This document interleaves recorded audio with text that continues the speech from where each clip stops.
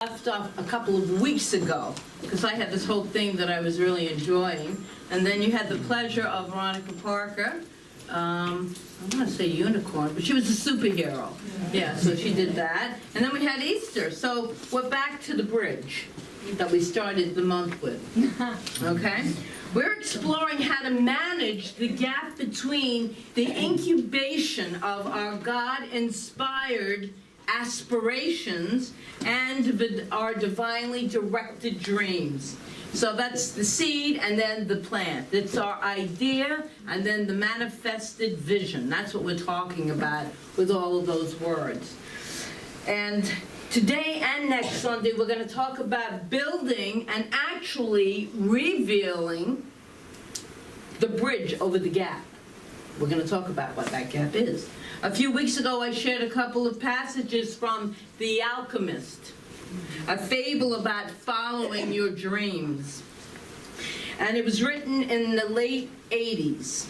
I wasn't say 1800s, but the late 80s by a Brazilian author who wrote this about a shepherd boy who had a dream, a big dream.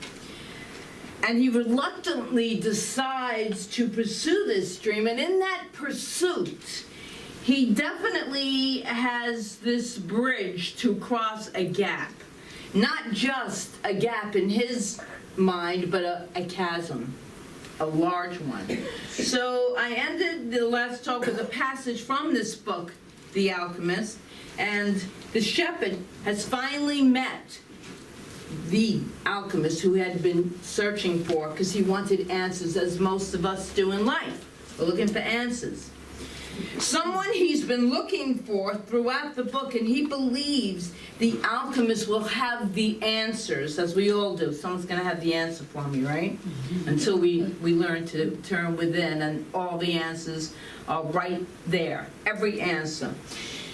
But he's looking, how can I pursue my dream? And they're having a conversation, and the boy is trying to decide if he should continue going after his dream. Yeah. And at that point, it's looking, as it sometimes does, pretty impossible. And it has gotten difficult. Anyone ever feel that way? Like this dream? Yeah? Okay, good. Just want to make sure you did that. Well, it's just not me alone, right? So in our ministerial class last Thursday, we discussed making that big, bold, impossible statement or dream. And, you know, the word impossible, a lot of, authors say take it out of the dictionary, and it means I'm possible. But what we really discussed, what a great class we had Thursday night, too. It was phenomenal, I thought. I mean, I was just blown away by it. But it's having this vision and making a bold statement, which we each did privately, and thinking it's not possible, but I'm going to make the statement anyway, because we don't know the how, and it seems impossible. So we make the statement without even thinking that it's possible. And we all did, and it takes a little courage to stand up and make a statement that you really want this to happen, but you have no idea how it's going to happen, which we usually don't, by the way. But it's really a great thing to do for yourself. Make that impossible statement. Make that impossible dream to yourself. Write it down. Give it a date. I gave mine a date. Give it a date. But anyway, back to The Alchemist. Here's the passage that we last ended on. It said, "My heart is afraid it will have to suffer," the boy told the alchemist one night as they looked up at the moonless sky.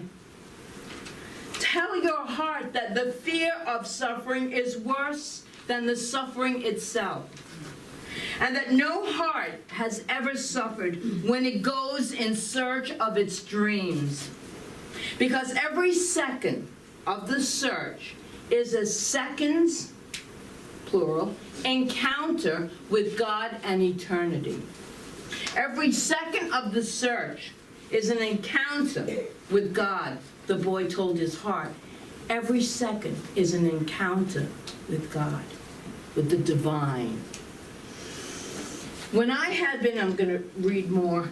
When I have been truly searching for my treasure, every day has been luminous, because I've known that every hour was part of that dream that I would find.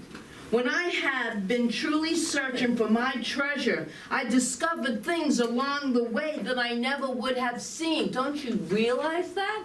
Wow, you go on, you take that leap of faith, and you move on to your dream, and then all these other things are taking place that you never would have experienced if you didn't have that vision and the courage to move ahead.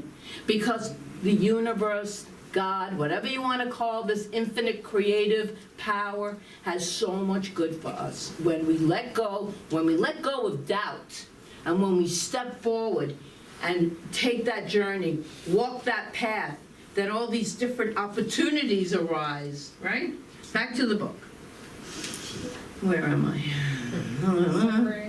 I thought about, oh no, I'm not going to say that. Okay, this is, what I'm going to do is I'm going to take a passage from the book, The Alchemist, and it's a little long, so you might want to take it in, and then you're going to see how it really pertains to our lesson for today. We always have lessons, don't we? Mm-hmm. So, his heart was quiet for an entire afternoon that night.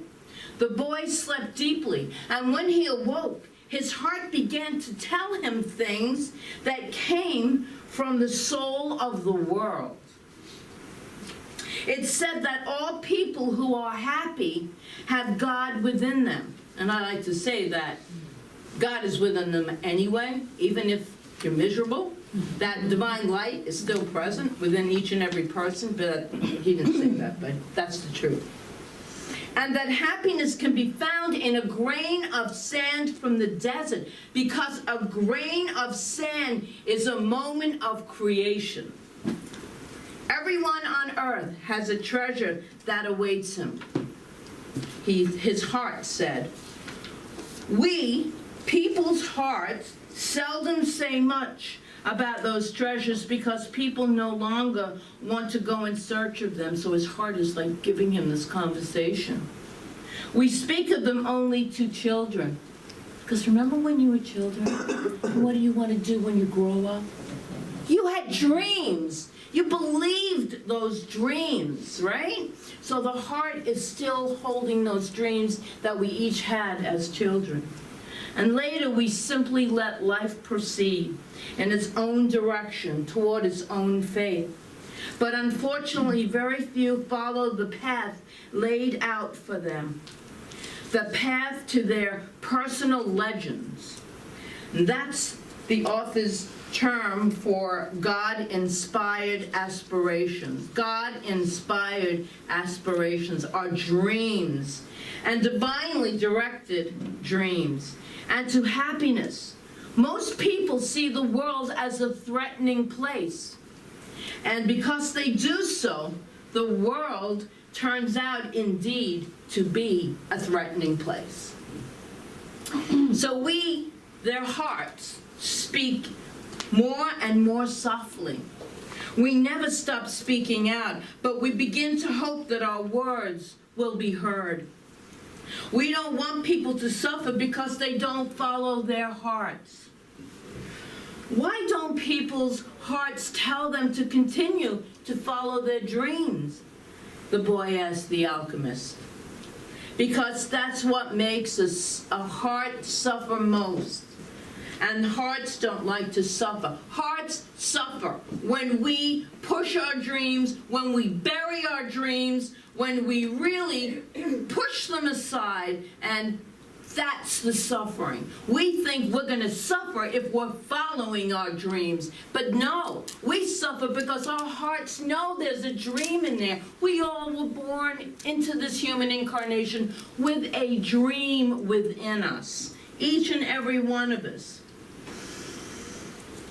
And why don't people's hearts tell them to continue to follow their dream? And because that's what makes a heart suffer the most. And hearts don't like to suffer. From then on, the boy understood his heart.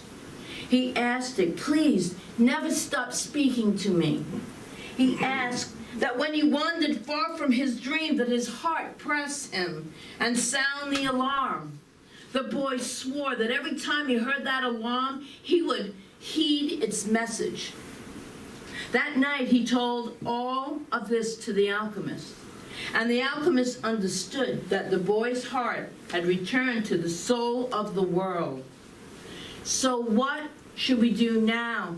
The boy asked. And that's where we're going to leave the story for next week. Come in attraction, find out what takes place. We'll leave it for that. So the last talk in this series where we looked at two spiritual tools. We looked at the bridge revealing itself at least 2 steps ahead of itself. Remember I did if you were here, the Indiana Jones reference?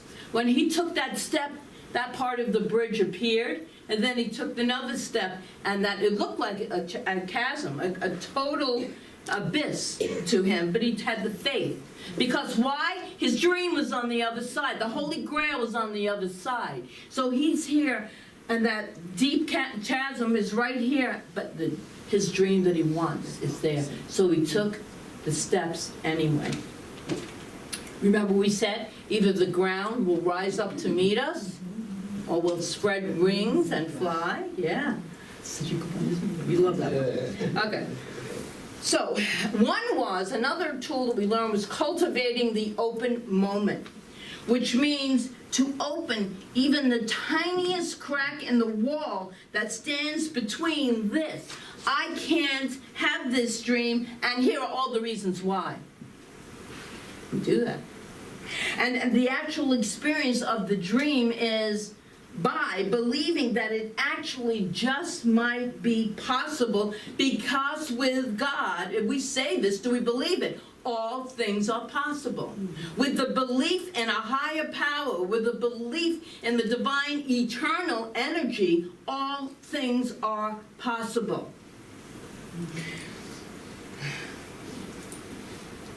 Don't you agree? Yes. How have your God-inspired aspirations and divinely directed dreams, how have they come forth in your life, in your mind? And to do that, you have to believe that with God, all is possible. Can you say that after me? With God, all is possible. It is. And make your big, impossible, bold promise to yourself, right? The second spiritual tool of last week was to listen to our intuition. And we gave the intuition a name, the voice that loves us. Our intuition is our God voice, and it loves us unconditionally all the time, even when we forget to love ourselves. It loves us all the time. Knowing it will never steer us wrong when we listen to it. This is the voice of the heart that the alchemist is talking about. These tools take you partially across this bridge, but it still may feel like you're hanging onto that gap. And that's how the little shepherd boy felt in the passage that I just read. And I do understand, I really do, that it can be, when you're stepping into that which looks like the unknown, it can be frightening, it can be scary, because we don't know. We don't know, because that's why they call it the unknown. But God knows. The divine knows everything, right? So that's where our faith comes in, the trust to take those steps. Just go for it. Don't let this mind give you all the reasons why you shouldn't go for it.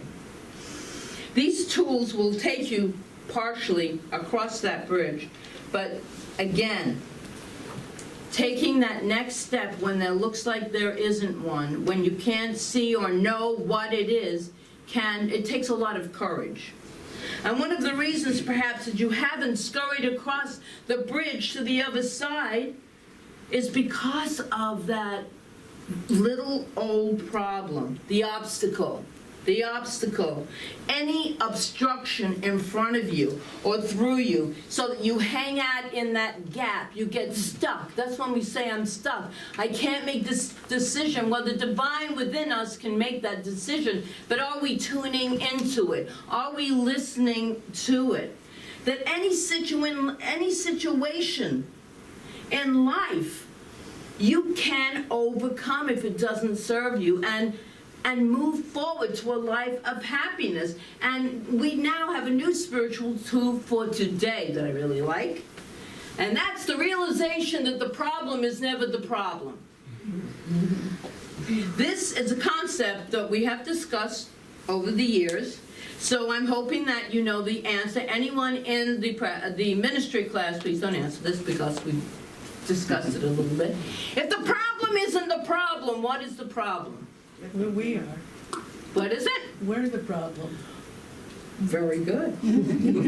Our thinking about the problem is the problem. The problem in and of itself usually isn't, it's just circumstance. But the attachment that we give to the problem, our thinking, our beliefs, that is the problem.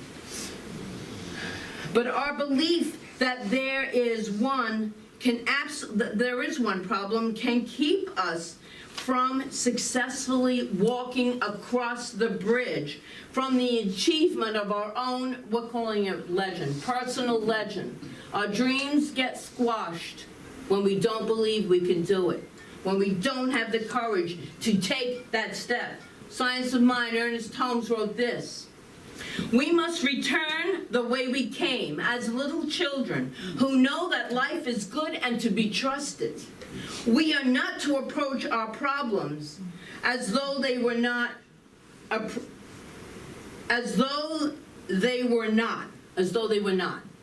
Approaching them in this manner, they will vanish." So, when we really believe that we have a choice at the end or in the middle of any kind of situation that feels like I've got a problem. You know, somebody calls you up. I got a problem here. We have a problem here. You have a problem here. Just take that breath. Just take that breath. Because I know what happens to me. I think of about, I would say, 200 things in about 10 seconds. Oh my God, he's calling. What could it be about? What's the matter? Is everything okay? That's my son. He's here. He knows. He calls me and I don't expect it. And it's like, what's the matter? Instead of, hi, how are you today? No. What's the problem? It's my thinking, my belief, my thinking. So this can be a real issue, and so today's spiritual tool for helping us reveal another leg of this bridge that we're building from here to there is to see the problem in a completely different light. That is what the conversation the little boy had with the alchemist, and that is what his heart told him to do. Our hearts have so much intelligence. We say that, but do we believe that? Go to the heart will guide us. It will. And I want to share with you another story this morning, and I know it's one that you have heard before, but it's one that you might have missed the little key, vital subject, context in this story. So a long, long time ago, in a galaxy far, far away. That's the wrong one. Okay, so back to once upon a time. We can always start a story. Once upon a time, the Israelites and the Philistines were fighting a war, a messy war, on a particular field of battle. There was a Philistine by the name of Goliath, of Gath, who was a giant amongst a bunch of really big people. Twice a day at dawn and dusk, Goliath would step out between the two armies and shout to the Israelites, "Let's do this war in a different way. One of you might step forward and fight me till we die. One of us will die. And the people of the man who loses will become the slaves of the people, the man who wins." So there's a lot at stake, but nobody's coming up against Goliath. Whenever he would make these taunting offers, the Israelites scattered, running off into the hills, because nobody wanted to fight this giant. Now Jesse, this man called Jesse, had 4 sons. The 3 eldest were soldiers. And one day he sent his youngest son, David, to take some food to his brothers. He arrived at the front just in time to hear one of Goliath's rants. And when the terrified soldiers ran away, he also ran with them. Sometime later, David is trying to find his scattered brothers. And in the search, he heard the details of what's been going on, what's being offered here. He learns that twice a day for 40 days, and we know 40 days is the amount of time for transformation. Always look, 40 is a big number, especially in the Bible, big number. It's very significant. Anyway, King Saul really wants this war to be over, and so he encourages one of his soldiers to step up to fight Goliath, and he sweetens the pot a little. He offers his daughter, the princess, in this proposal. Now they can have everything, have the princess too. He promises that whatever soldier will fight Goliath will not only receive great riches, not only will he nor anyone in his family ever have to pay taxes again. That's a good one. And then to really sweeten this deal up, he gets this person or people, whoever wins, gets the hand, well, it has to be a person, gets the hand of his daughter, the princess, in marriage. Now, David thinks that all of this sounds pretty darn good, right? And so when he finds his brothers, he tells them, he had a little talk with them, and he tells them about this and how he wants to go for this. He wants to give it a shot. Not only would he save the Israelites, what a deal it would be for him. Their reaction was, as we might expect, are you crazy? Are you really, have you seen the size of this guy? Okay, really big. And you are just a scrawny shepherd. You're not even a soldier.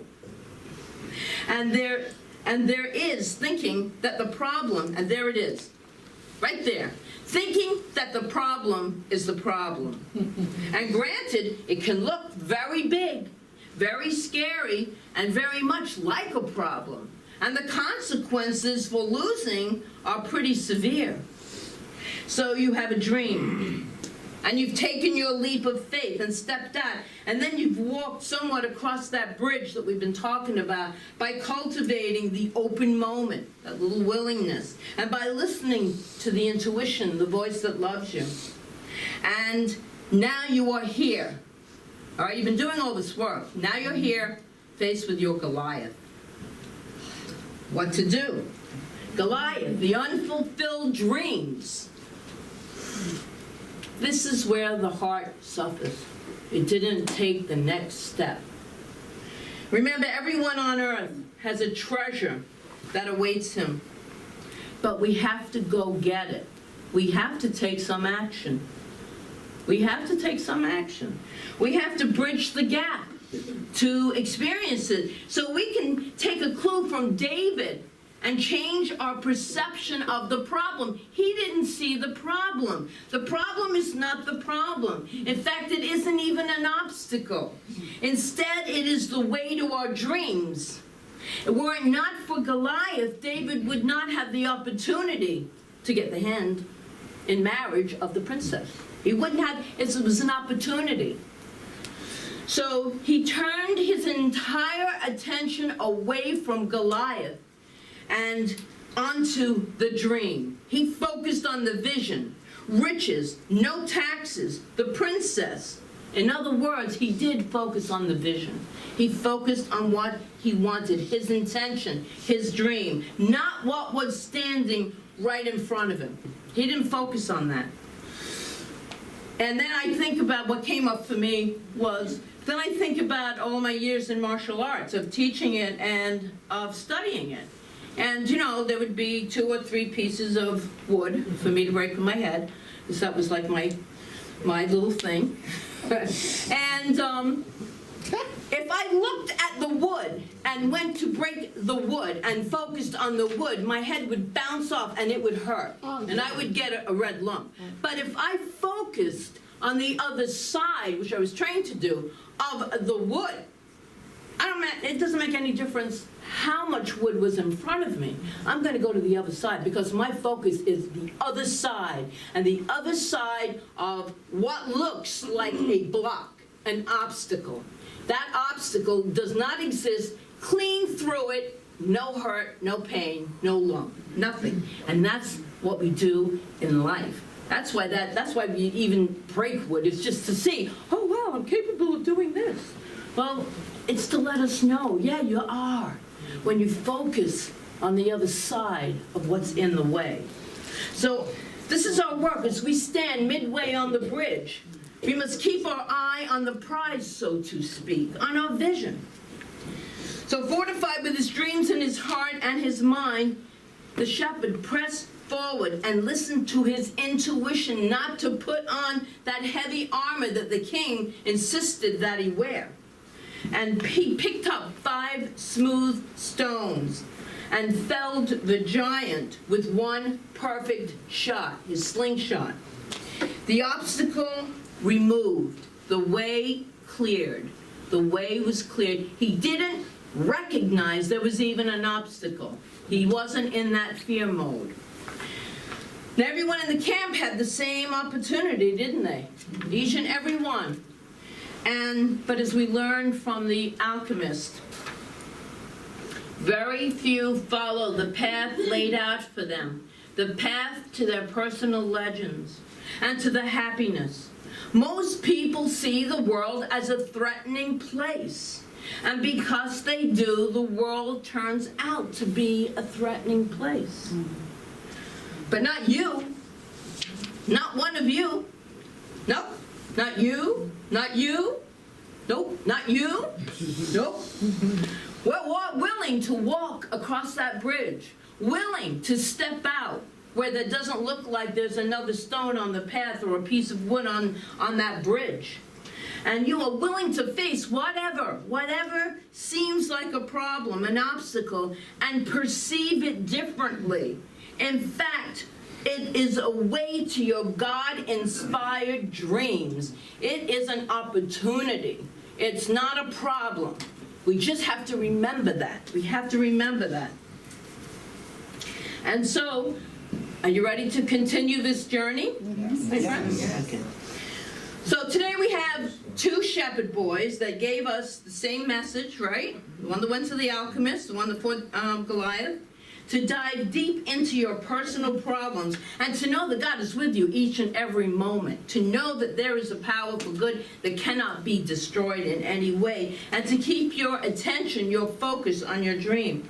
And once again, remember, as the alchemist told the little boy of the journey, every journey is an encounter with God, with the divine. And last week we talked about living in the eternal now, if you were here for Easter. And we want to remember. See, this is the thing. We hear it here and we're all psyched, hopefully. And we want to remember it during the week, during the month. And so last week we talked about really staying in the now moment. And right now, we are looking at every problem as an opportunity. But because I know that it's very, very easy to forget. Yes. Thank you.